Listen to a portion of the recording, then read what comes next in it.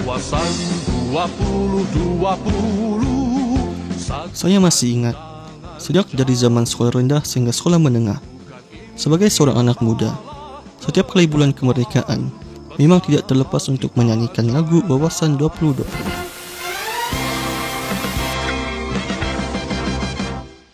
Sebagai seorang individu yang dilahirkan pada penghujung tahun 90-an, secara tidak langsung generasi kami diletakkan sebagai harapan untuk menjayakan realisasi tersebut. Wawasan 2020 adalah sebuah visi untuk menjadikan negara Malaysia sebuah negara maju, rakyat yang bijak pandai, memiliki teknologi yang luar biasa seperti kereta terbang, bangunan pencakar langit yang tinggi, pertumbuhan ekonomi yang pesat, berdiri tinggi setaraf negara besar yang lain seperti Amerika Syarikat, United Kingdom, China dan Jepun. Setelah tahun 2020 berlalu, mengapa visi ini tidak dapat direalisasikan? Apakah penyebab yang merosakkan impian seluruh rakyat Malaysia? Ataupun ia hanyalah impian seorang individu?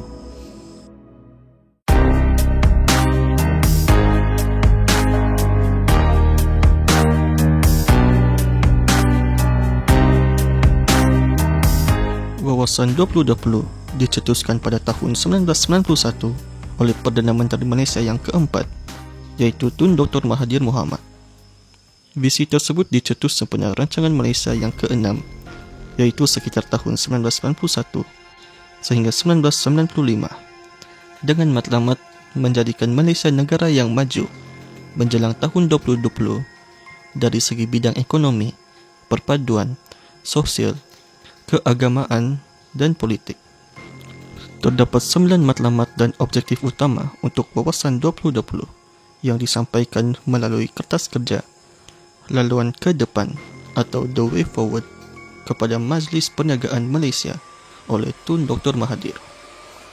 Selain itu, terdapat juga cabaran-cabaran yang dinyatakan oleh Tun Dr. Mahathir untuk merealisasikan impian ini. Antaranya ialah membina bangsa Malaysia yang bersatu padu dan menjamin masyarakat yang adil dan saksama ekonominya. Tidak dinafikan, banyak langkah-langkah proaktif yang telah dilakukan oleh kerajaan Malaysia dengan melaksanakan beberapa siri rancangan Malaysia untuk setiap 5 tahun sehingga tahun 2020, seperti meningkatkan infrastruktur di bandar dan luar bandar, membuka lebih banyak peluang pendidikan, mengurangkan jurang kemiskinan, serta aktiviti yang mendorong kepada perpaduan kaum dan masyarakat. Namun setelah 30 tahun berlalu, jelas sekali visi ini tidak dapat dicapai sepenuhnya seperti yang diharapkan. Sebenarnya, di manakah salah dan silapnya? Pada bahagian seterusnya, kita akan melihat beberapa faktor yang menyebabkan kegagalan ini. Faktor yang pertama adalah disebabkan oleh faktor masalah pemimpin dan politik. Sejak Tun Dr. Mahathir bersara sebagai Perdana Menteri dan digantikan dengan Datuk Seri Abdullah Ahmad Badawi dan seterusnya Datuk Seri Najib Razak, setiap pemimpin mempunyai cara yang berbeza untuk melaksanakan visi Wawasan 2020. Datuk Seri Ahmad Badawi ataupun lebih mesra dipanggil Pak La, memimpin negara berterdasarkan Islam Hadari, iaitu usaha perkembangan ekonomi dan teknologi yang bersesuaian dengan ajaran Islam. Datuk Seri Najib pula terkenal dengan slogan Satu Malaysia, suatu slogan untuk mendorong kesatuan dalam kalangan rakyat Malaysia yang berbilang kaum dan negara. Beliau juga melaksanakan banyak program ekonomi yang bertujuan untuk memajukan ekonomi negara. Namun, setiap pemimpin tidaklah sempurna dari melakukan sebarang kesilapan. Pemimpin yang terlibat dengan skandal dan masalah akan merencatkan sesuatu kemajuan. Kedua-dua Perdana Menteri selepas Tun M mempunyai suatu persamaan. Pada mulanya, beliau akan menyokong dan menaikkan pemimpin tersebut sebagai Perdana Menteri, lalu jika berlaku sesuatu yang kurang menyenangkan, beliau juga yang akan menjatuhkannya. Ini akan menyebabkan sesuatu program ataupun rancangan yang dilaksanakan oleh pemimpin tersebut terpaksa diberhentikan atau terkendala di tengah jalan. Kemudian terpaksa digantikan dengan visi dan misi yang lain disebabkan pertukaran pemimpin dalam kementerian, jabatan kerajaan, parti yang memerintah negara, seperti yang terjadi pada pilihan raya 2018. Politik adalah baik untuk kemajuan negara, tetapi politik jugalah yang akan menjatuhkan sesebuah negara. Yang kedua, perkembangan teknologi dan ekonomi dunia yang perlahan. Banyak perkembangan teknologi dan ekonomi dunia yang telah kita saksikan sejak beberapa dekad lalu. Pada tahun 1991, seorang pelukis membayangkan bahawa pada tahun 2020, penggunaan kereta terbang akan digunakan secara meluas. Dan jika anda pernah melihat kartun atau komik Doraemon, ia juga memberi bayangan teknologi akan semakin pesat pada masa kini, seperti pintu ke mana sahaja. Namun, malang sekali, impian ini mungkin masih tidak dapat direalisasikan pada masa terdekat. Penduduk dunia masih lagi dalam proses untuk mengenal dan membiasakan diri dengan teknologi yang baru dan maju. Untuk bahagian ekonomi pula, sejak pengenalan wawasan 2020 sejak 3 dekad lalu, ekonomi seluruh dunia, juga termasuk Malaysia, telah mencatatkan 3 kali berlakunya krisis dan kejatuhan ekonomi dunia, yaitu krisis kewangan Asia pada tahun 1997, krisis ekonomi 2008, dan krisis ekonomi pada tahun 2020 disebabkan oleh pandemik.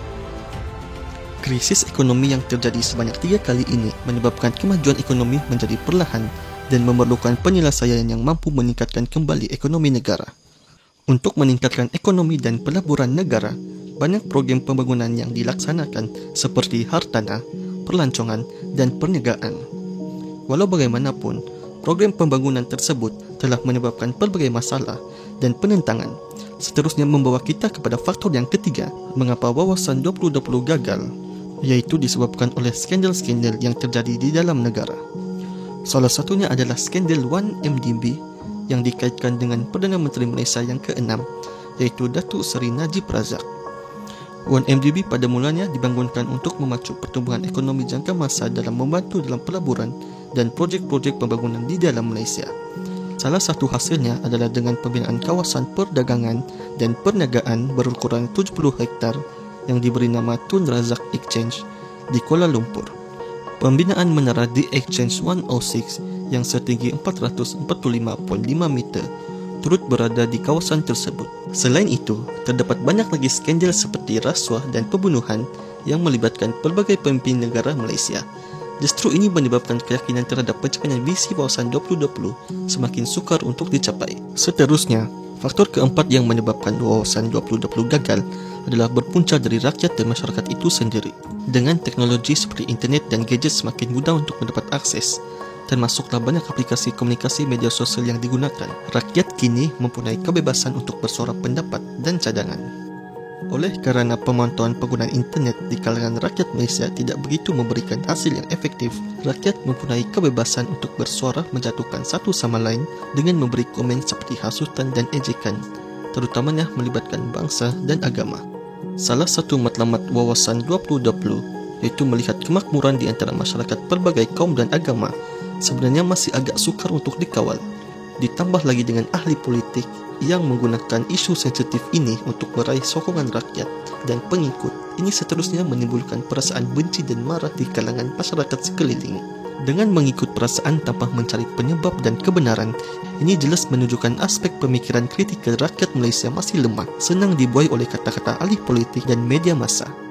Faktor kelima, mengapa wawasan 2020 tidak dapat dicapai adalah oleh sebab ia kurang didedahkan secara meluas, secara besar-besaran kepada setiap peringkat generasi, tidak kisah yang muda atau tua. Dahulu kita sering menyanyikan lagu tersebut di sekolah dan setiap kali menyambut bulan kebangsaan, serta mendengarkan lagu tersebut di radio atau televisyen. Memang benar kita telah terdedah dengan wawasan 2020, tetapi secara jujurnya, sebagai rakyat Malaysia, kita amat kurang mendengar penjelasan sebenar tentang matlamat dan objektif yang sebenar. Kita hanya mampu menyanyi dan melawangkan slogan wawasan 2020. Tapi pernahkah anda bertanya pada diri anda sendiri, apakah makna sebenar di sebalik wawasan tersebut? Kerajaan kelihatan gagal untuk memberikan penerangan yang jelas, sehingga ianya hanya merupakan sebuah impian semata-mata. Untuk 10 tahun yang pertama, memang jelas kerajaan telah melaksanakan pelbagai program yang mampu membantu memacu wawasan tersebut dan dilihat bergerak dalam laluan yang tepat. Sebagai contoh, pada 10 tahun pertama sejak wawasan 2020 diperkenalkan, kita dapat melihat pembinaan bangunan berkembar tertinggi di dunia, iaitu KLCC, acara Sultan Commonwealth pada tahun 1998, Putrajaya sebagai pusat pentadbiran negara, Cyberjaya sebagai bandar cyber, dan Litar Lumba di Sepang. Namun, ia hanyalah hangat-hangat tahi ayam, bersemangat pada mulanya, namun semakin pudar pada pertengahan jalan. Wawasan 2020 merupakan sebuah aspirasi dan visi untuk melihat Malaysia berdiri setanding dengan negara maju. Akan tetapi, wawasan yang diwar-warkan sejak 3 dekad lamanya nampaknya tidak berjaya dicapai dengan jayanya.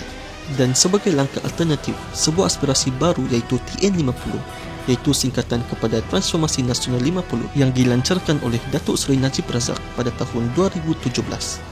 Ianya merangkumi rancangan pembangunan negara pada tahun 2020 sehingga 2050. Namun setelah kerajaan bertukar tangan pada tahun 2018, setelah Parti Barisan Nasional tumbang, TN50 telah menjadi tanda soal sama ada diteruskan atau tidak.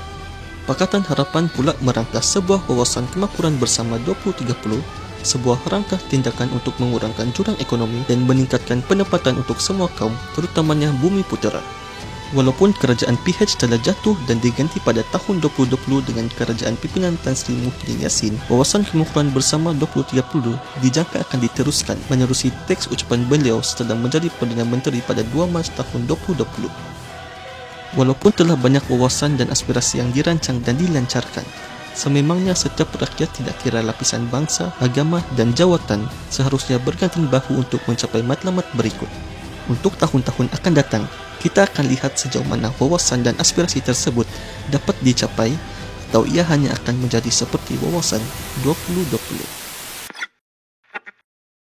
Wawasan 2020, satu pandang.